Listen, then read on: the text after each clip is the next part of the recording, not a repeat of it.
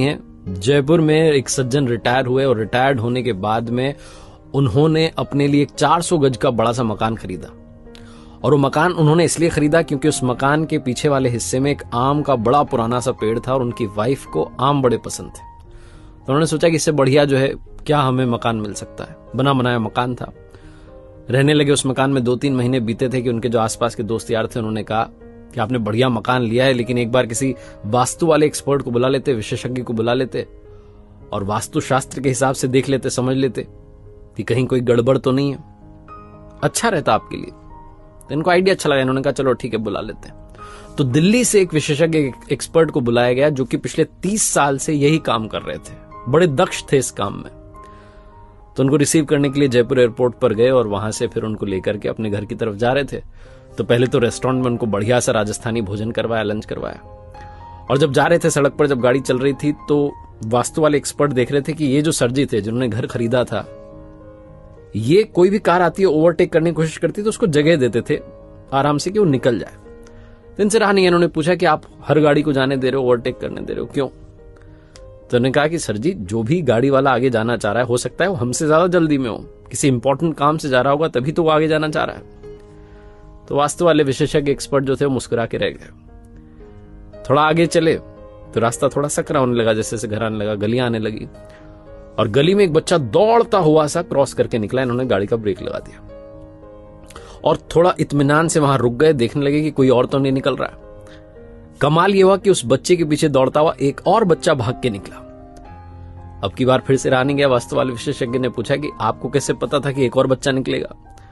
तो उन्होंने कहा कि अरे सर, आपको पता हुआ ना, बचपन में हम खेलते थे तो अकेले थोड़ा ना खेलते थे, हम ऐसे मस्ती में अकेले थोड़ी दौड़ते थे, कोई ना कोई हमारे साथ खेल रहा होता था। तो मुझे लगा कि बच्चा दौड़ के गया, मतलब जरूर इसका कोई पीछा कर रहा है, बच्चा इसके साथ खेल रहा है, तो बस उसी का इंतजार कर रहा था, हमें कौन सा जल्दी है। दूसरा बच्चा निकल गया, अब हम चलते हैं आराम से। फिर से वास्तु वाले एक्सपर्ट मुस्कुराए। जब घर के पास पहुंचे, दरवाजे पर गार्ड ने दरवाजा खोला, गाड़ी अंदर जैसे ही पहुंची तो देखा कि 7-8 पक्षी पीछे की तरफ से उड़ करके जा रहे हैं उस पेड़ के ऊपर से। तो इन्होंने वास्तु वाले विशेषज्ञ से कहा सर जी ने कि आप गाड़ी में बैठे रहिए, उतरिएगा मत। बोले क्यों? बोले वो पीछे से पक्षी उड़ के गए, मतलब कि पीछे बच्चे आए हुए हैं और बच्चे आम लेने के लिए आए होंगे बड़े प्यार से, तो वो आम ले लें, चले जाएं अपने अपने घर में, उसके बाद हम उतरेंगे, वरना वो हड़बड़ाहट में उन्हें लगेगा कि घर का मालिक आ गया, वो हड़बड़ाहट में उतरेंगे, चोट लग सकती है। तो आराम से हम बैठे रहते हैं, बच्चों को चले जाने देते हैं, फिर हम चलेंगे। वास्तु वाले विशेषज्ञ ने कहा कि अगर आप बुरा ना माने तो एक बात कहना चाहता हूं, आपको मेरी जरूरत ही नहीं है। ये सर जी डर गए। उन्होंने कहा क्या हुआ, कोई गलती तो नहीं की आपके आदर सत्कार में? उन्होंने कहा नहीं, कोई गलती नहीं हुई, आपको मेरे जैसे किसी भी इंसान की जरूरत नहीं है, क्योंकि आपके यहां कोई वास्तु दोष ही नहीं है। बोले आप कैसे कह सकते हैं, आपने तो घर ही नहीं देखा। तो विशेषज्ञ जो थे, एक्सपर्ट थे, उन्होंने कहा कि अरे सर, मैंने आपको पूरा नोटिस किया, आपके व्यवहार को नोटिस किया।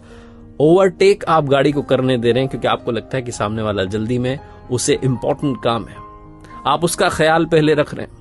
गली में बच्चा दौड़ के जाता है तो आप दूसरे बच्चे का इंतजार करते हैं कि पहले वो भी निकल जाए, और यहां घर आए तो आप इस बात की प्रतीक्षा कर रहे हैं कि जो बच्चे आपके आंगन में से आम चुराने आए हैं, जिन्हें आप कह रहे हैं कि प्यार से आम ले जाने आए हैं, वो चले जाए, उनको कहीं चोट ना लग जाए। जो इंसान अपने से पहले दूसरों की खुशी का ख्याल रख रहा है, उसके घर में, उसके आंगन में किसी भी तरीके का कोई वास्तु दोष हो ही नहीं सकता।